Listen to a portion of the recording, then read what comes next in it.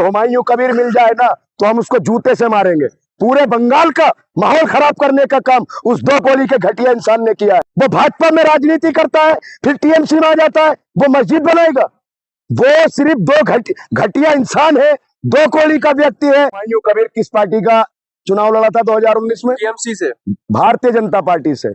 जो लोकसभा का चुनाव लड़ा था, हाँ, लोकसभा भारतीय जनता पार्टी से लड़ा था। उसके बाद वो टीएमसी से चुनाव लड़ता है, विधायक का, और तमाम बढ़िया तरीके से उसने पूरे 5 साल सरकार का वो लिया। अब उसने, एक बार बताइए, जिस व्यक्ति से ठीक से नमाज भी पढ़ने ना आती हो, उसकी वीडियो देखना, वो मस्जिद बनाएगा। अरे इस देश में लाखों मस्जिदें हैं भाई, लाखों मस्जिदें हैं। अगर मस्जिद बनाने का बीड़ा कोई राजनीतिक उठाएगा, हम किसी नेता का समर्थन नहीं करते। धर्म और राजनीति ये दोनों चीजें अलग है। वो व्यक्ति जिसने बाबरी मस्जिद बनाई, देखिए हम मस्जिद के खिलाफ नहीं है, लेकिन वो राजनेता है। अगर उसकी जगह कोई उलेमा होता तो हम उसका समर्थन करते। किसी भी राजनीतिक व्यक्ति का जो धर्म को इस्तेमाल करता है अपने वोटों के लिए, उसके, वो किसी भी धर्म का हो, देश की जनता को उसे जूतों से मारना चाहिए। चाहे वो नेता हिंदू धर्म का हो, चाहे वो मुस्लिम धर्म का हो, या सिख धर्म का हो, या ईसाई धर्म का हो। अगर कोई भी नेता धर्म के नाम पर वोट मांगता है या धर्म के नाम पर राजनीति करता है तो उसको जूता मारना चाहिए। आप ये कह रहे हैं हुमायूं कबीर गलत है? हाँ गलत है। गलत है तो उसको समर्थन कौन दे रहा है? जेल जाने से बचाव कौन रहा है? अरे अगर राजनीति के समय मस्जिद बनाएगा वो कौन होता है?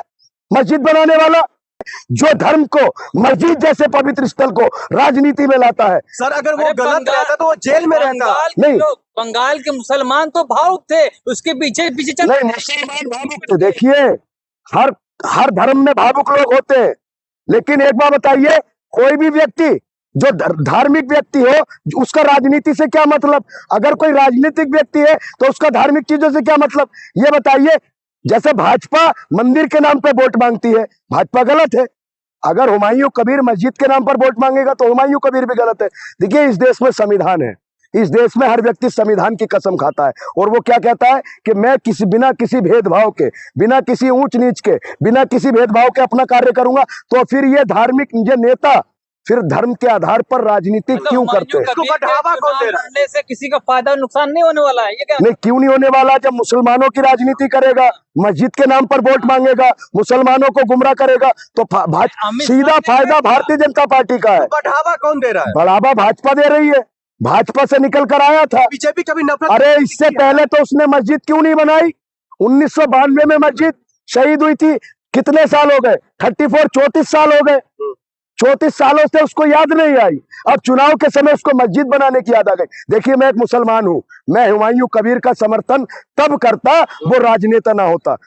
राजनीतिक व्यक्ति का, अगर कोई भी राजनीतिक व्यक्ति कोई धार्मिक स्थल बनाकर अगर उस पर राजनीति करता है तो मैं मांग करता हूं, चाहे वो देश का हिंदू हो, चाहे वो देश का मुसलमान हो, ऐसे लोगों का बहिष्कार करो, ऐसे लोगों का बाइकाट करो, और ऐसे लोगों को जूते से मारो। क्या जेल में डालना चाहिए हुमायूं कबीर को?